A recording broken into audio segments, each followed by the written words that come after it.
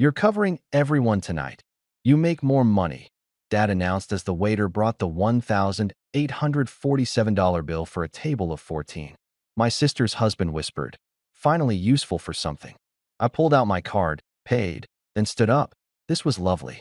Also, I'm selling the apartment. Moving out soon. Their jaws dropped. They'd been living there temporarily for 4 years. My name is Chris. I'm 32, a physical rehabilitation therapist, and, according to my family, the one who made it. Oldest child. First to graduate. First to buy an apartment. Also the one they call when a back hurts, a car breaks down, or a bill is a bit tight this month. In my family, that basically means I'm the walking emergency fund with a face. I work long hours at a rehab center. Post-surgery patients, athletes after ACL tears, grandparents after hip replacements. I spend my days teaching people how to walk again, how to move without pain. I'm good at what I do. I like my patients. I like seeing progress. What I don't like is coming home and realizing I have less respect in my own family than I get from strangers who can't climb stairs. 4 years ago, I bought a 2-bedroom apartment. It was supposed to be my place. My clean start. I'd saved for years. My parents were so proud. Then my little sister, Hannah, and her husband, Tom, hit a rough patch. "We just need a place for a few months," my mom said. "You have the space, Chris. Be a good brother. You don't even have kids." 4 years later, they're still in my apartment. Their name isn't on the deed. They don't pay rent. They complain if I leave dishes in their sink. So that's the general picture. Now fast forward to last Saturday night. We're at this pretentious rooftop restaurant downtown for my dad's birthday. 14 of us around a long table. City lights, overpriced cocktails, everyone laughing like we're a normal family. The waiter drops the leather folder with the check in front of my dad. Dad flips it open, eyebrows go up for half a second. Then he smiles and turns it to me like it's a menu. "You're covering everyone tonight. You make more money," he announces. Tom leans over and mutters under his breath, just loud enough for me to hear, "Finally useful for something." Everyone laughs. My face gets hot. The number on the bill blurs for a second. I haven't even touched my wallet yet, but I already feel that old, familiar heaviness in my chest. Here we go again. This dinner didn't come out of nowhere. It was just the loudest example of how my family has treated my income like community property since the day I got my first stable contract. When I finished my degree and landed a job at the rehab clinic, I was making okay money. Not buy a yacht money.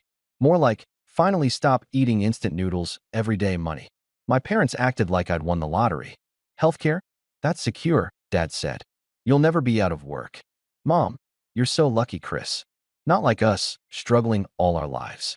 They weren't exactly struggling. We weren't rich growing up, but we had a house, 2 cars, vacations every couple of years. They made a lot of "we sacrificed everything" speeches though, so I learned to feel guilty about basically existing. Then came the apartment. I'd been living with roommates, saving every extra cent. No eating out, no new clothes, just work and saving.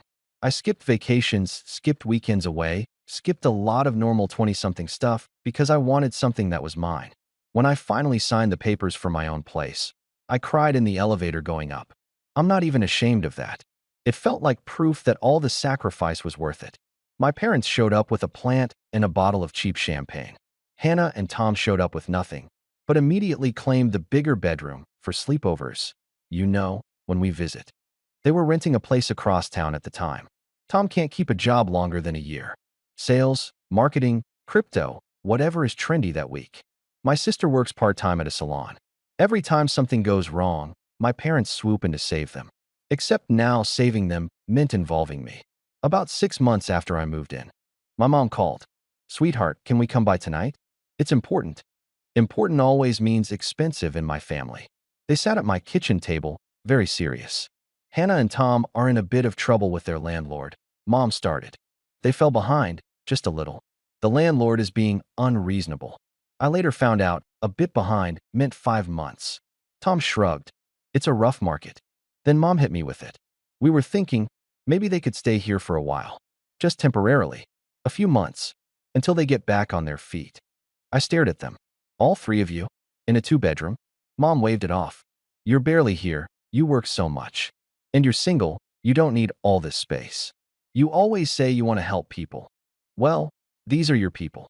That line is her favorite weapon. If I say no, I'm a hypocrite. Bad son. Bad brother. The selfish one. Dad added. We'd help with groceries when we can. That part never really happened. I caved. Of course I did. They moved in for a few months. From the start, the roles were clear. They took the master bedroom. You don't mind, right? Hannah asked, already hanging her clothes in the closet. We have more stuff.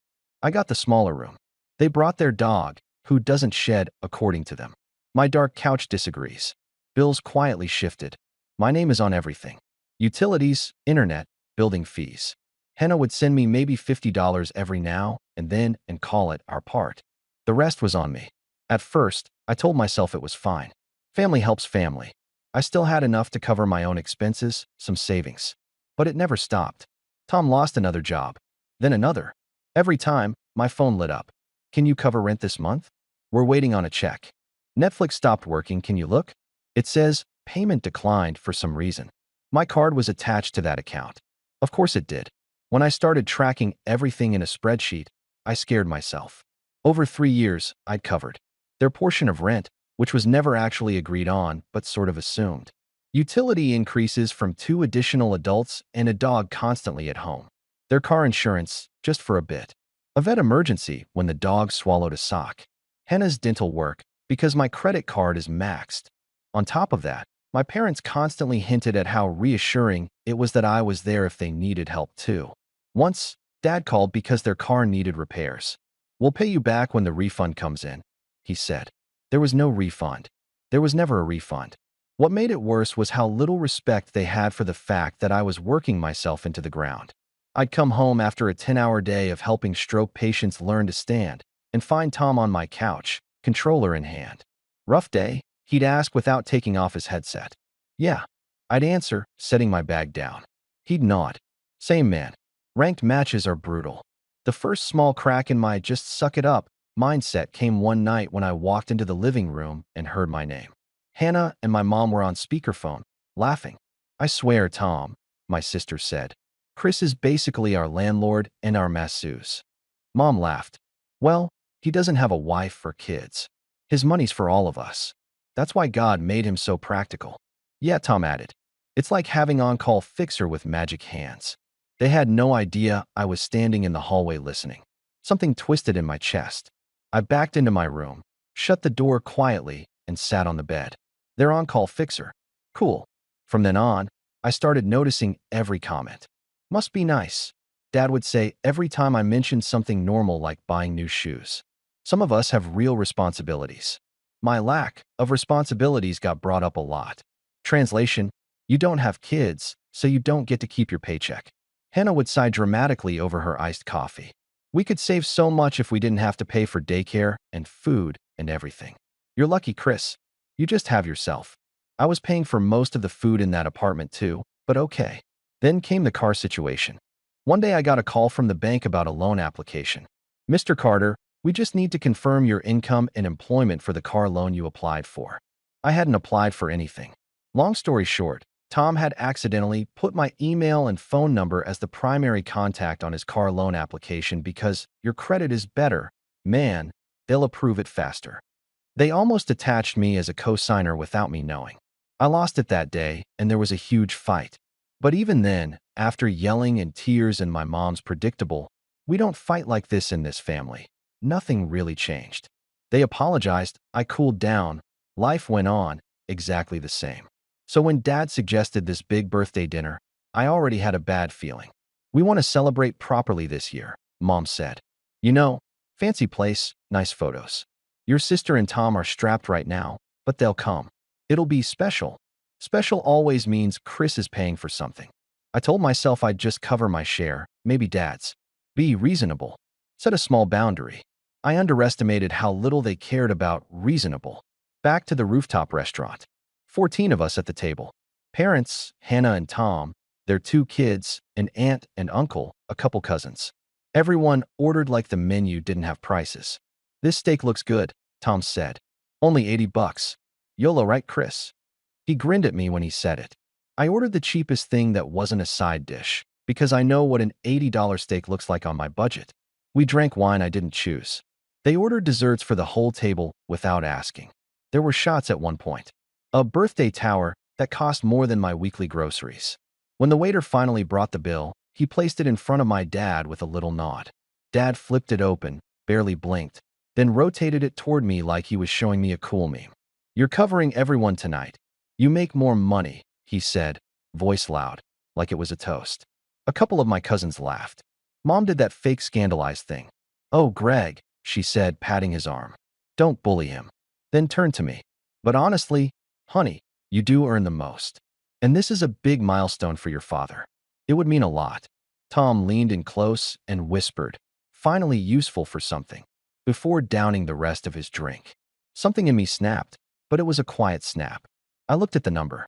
$1,847. That was half a month's income after taxes. That was my emergency fund. That was my patient's co-pays that I argued about with insurance companies. My hands felt weirdly steady. "You really expect me to pay for 14 people?" I asked. Dad frowned like I'd just ruined the vibe. "Chris, don't make a scene. You know your sister and Tom can't afford this. We raised you better than to be selfish." Hannah chimed in. "Yeah, it's just money. You'll make more next month. It's not like you have a family to support." That line again. No family to support. I looked around the table. The same people who'd been living off me for years. "Okay," I said quietly. "Got it." I took out my card. The waiter hovered. "Will this be together or separate?" Dad gestured at me.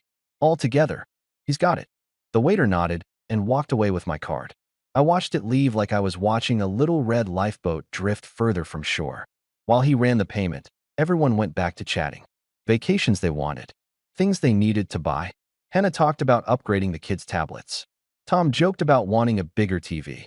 Nobody thanked me. Nobody even acknowledged what was happening. The waiter came back with the receipt. "Here you go, sir." "Thank you." I signed.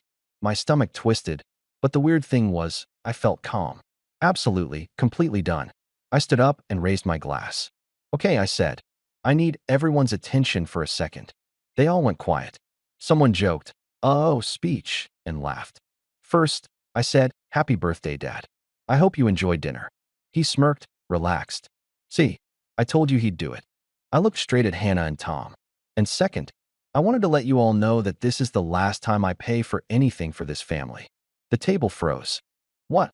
Mom asked, smile flickering. I kept going. "Including the apartment," I said. "I'm selling it. I'm moving out soon." "You too."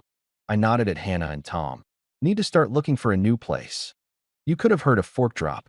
Hannah's face went white. "You're what?" Tom laughed, like I was joking. "Very funny, man. Don't be dramatic." "I'm not joking," I said. "I've already talked to a realtor. The listing photos happen next week." Dad slammed his hand on the table. "Christopher, this is not the time." "Actually," I said, "it's exactly the time. Because I just paid $1,800 so you could all have a fun night. On top of 4 years of subsidizing Hannah and Tom. On top of bailing you out of car repairs and credit cards and bills." My voice stayed steady. It surprised even me. I took my phone out and opened my notes app. "I've paid for your daycare late fees," I said to Hannah. "Your vet bills. Your utilities. I covered 3 months of mom and dad's mortgage during COVID. Remember that? Almost 10 grand total. Not counting this dinner." A couple of my cousins looked down at their plates. "And what I get in return," I continued, "is being called a on-call fixer and finally useful for something." Tom went red. "You were eavesdropping? So you admit you said it," I said. "Great." Mom's eyes flashed. "We are not talking about this here. Sit down." "No," I said. I felt weirdly light, like a weight was sliding off, piece by piece. "I'm done sitting down and shutting up so you can keep using me." I set my empty glass down. "You have 30 days," I repeated to Hannah and Tom. "I'll put it in writing, since everybody loves to forget what I say." Then I looked at my parents. "And in the future, if you can't afford a dinner like this, don't book it and assume I'll cover it. If you ask nicely in advance, maybe I'll consider chipping in. But this," I gestured at the cleared plates, the half-full wine glasses, "this surprise Chris will pay thing is over." Silence. The music from the restaurant suddenly felt too loud. My dad's jaw clenched. "You're punishing your sister's family because you're bitter."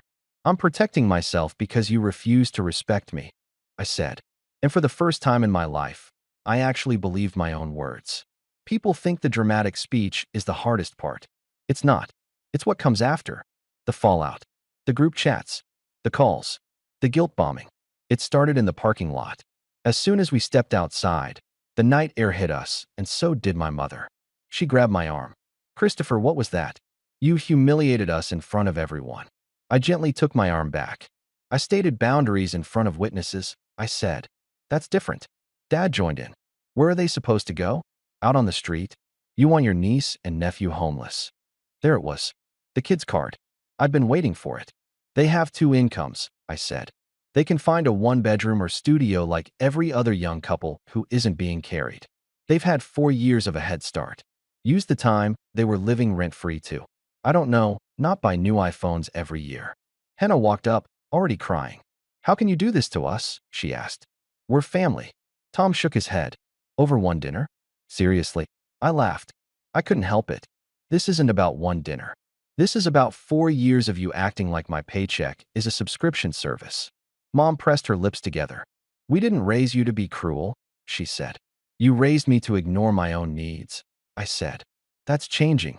I got in my car and left. By the time I got home, the family group chat was a war zone. MOM, you blindsided everyone tonight. We could have discussed this calmly at home. Dad, you owe your sister an apology. That was shameful behavior. Hannah, so you're really kicking us out? After everything we've been through? Tom, thanks for ruining your dad's birthday over a check, LOL. There were a couple of messages from cousins too. One, that was wild but honestly, proud of you. Another, you were harsh, but they needed a wake-up call. I turned my phone on Do Not Disturb and slept better than I had in months. The next morning, I did something I'd been too scared to do. I called the realtor I'd emailed weeks ago and said, I'm ready. Let's list the place. We scheduled photos. He sent me comparable prices. The number he quoted for the sale made my head spin. Not billionaire money, but enough to change my life if I wasn't constantly patching holes in everyone else's. Then I sat Hannah and Tom down in the living room. No audience. No restaurant. Just us. I'm giving you formal notice, I said, handing them a printed letter with the date. 30 days. I'm selling. You need to find a new place. Hannah's eyes flicked over the paper. You're really serious? She whispered. Yeah, I said. I am. Tom scoffed. You can't just throw us out. Tenants have rights. You're not tenants, I said. You've never paid rent. There's no lease. You're my guests. And my guests have overstayed. That's heartless, Hannah said. What's heartless, I replied, is trying to attach me to a car loan without asking, or expecting me to cover daycare late fees and restaurant bills and pretending that's normal. She opened her mouth, then shut it again. This isn't punishment, I said. It's reality. If I sell this apartment, I can clear my own debts, maybe open a small rehab studio, actually have a future. I can't do that with 3 extra adults living off me. Tom muttered something about control issues. I didn't argue. I'd done enough explaining. The next few weeks were awkward. They started slamming doors. Passive-aggressive dishes piled in the sink. Their dog suddenly forgot he was house-trained. My parents called daily. Mom cycled through every stage. Guilt.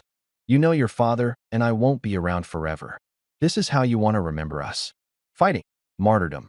After all we did for you growing up, this is how you repay us. Fear. Hannah is so stressed she can't sleep. The kids are confused. Is that what you want? Then bargaining. What if they just pay a little rent? We can all work something out. I stuck to one sentence. The decision is made. I repeated it so many times it started to feel like a meditation. Not gonna lie, there were moments I almost caved. Like when my niece came into my room one night and asked, Uncle Chris, are we moving because we were bad? I hugged her and said, No, sweetheart. You were perfect. The grown-ups just need to fix some things. I went into my own therapy more often during that month. My therapist kept bringing me back to the same point. You're not making them homeless, she said. You're making them responsible. When the listing went up, my mom lost it. She sent me a long message about airing family business to strangers because the photos showed their cluttered bedroom. Then she dropped the mask. MOM, fine. Do whatever you want. But don't come crying to us when you're alone in some tiny apartment with no one to help you. That one stung. But also, it was almost funny. No one to help me? I'd been helping them nonstop for years. The only difference now was that I'd stopped. The apartment sold faster than expected. Got an offer over asking within 2 weeks. When I told Hannah and Tom the closing date, They finally started packing like it was real. They ended up moving into a smaller rental on the edge of the city. No balcony, no rooftop view, no master suite. Just a normal apartment people pay for with their own money. My parents helped them with the deposit, which they absolutely could have done years ago. Wild concept. As for me, I rented a modest one-bedroom closer to my work. Smaller kitchen, less sunlight, no Instagram-worthy skyline. But when I walked in the first night and shut the door, the silence felt peaceful. No game noises. No arguments in the living room. No extra shoes in the hallway. Just my stuff. My bills. My life. With the money from the sale, I paid off my student loans in one go. Cleared my credit card. Put a chunk into savings labeled Clinic Dream. It was the first time my bank account looked like it belonged to an adult who wasn't constantly one crisis away from zero. My patients noticed the change in me before my family did. "You look lighter," one of my regulars said. "Did you go on vacation?" "Kind of," I answered. "From my family." We both laughed, but I meant it. At work, I started talking with a colleague about opening a small rehab studio together in the future. Something more personal than the big clinic. Before, that idea would have felt irresponsible. Now it felt possible. My parents still invited me to things, but always with an asterisk. "We're having dinner Sunday. Hannah and Tom will be there. We expect you to be civil." I went once.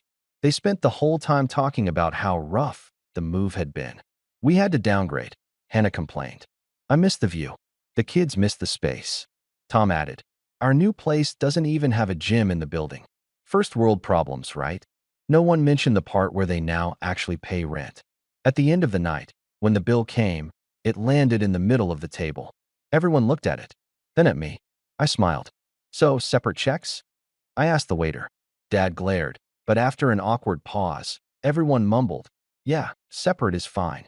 And just like that, the spell broke a little more. It's been 6 months since the rooftop dinner. To my parents, this is when Chris turned cold. In my mom's version, I'm selfish and obsessed with money, meaning I stopped funding everyone's life. In their story, I kicked kids out and chose cash over family. In mine, I finally chose myself. My life is smaller now, in a good way. Plain one bedroom, basic stuff, quiet nights, but everything in it is mine. I know where my money goes. I open my banking app and don't feel sick. I still help people. That's literally my job. I stay late with nervous patients, still get videos of them climbing stairs again. That kind of help fills me up. I just don't let my family treat me like an ATM anymore. I see them less, and only on my terms. If they invite me out, I ask, "How are we handling the bill?" If it's vague, I pass. When my dad hinted about taxes, I said, "I can't help with money, but I can help you call the bank." He dropped it. My sister and I have a quiet truce. She sends photos of the kids. Sometimes we meet at the park. Once she said, "We actually had to make a budget. It sucked, but I get that you were drowning." Not an apology, but close. My mom still throws, "Hope you're happy in your little apartment," like an insult. Honestly, I am. Here's the short version. Making more doesn't make you the family bank. Being single doesn't mean your money is extra. Real love includes boundaries. I walked away from being the default payer. And for the first time, I'm actually standing on my own feet. I'm on Chris's side here because his dad announced he'd cover a $1,847 bill for a table of 14.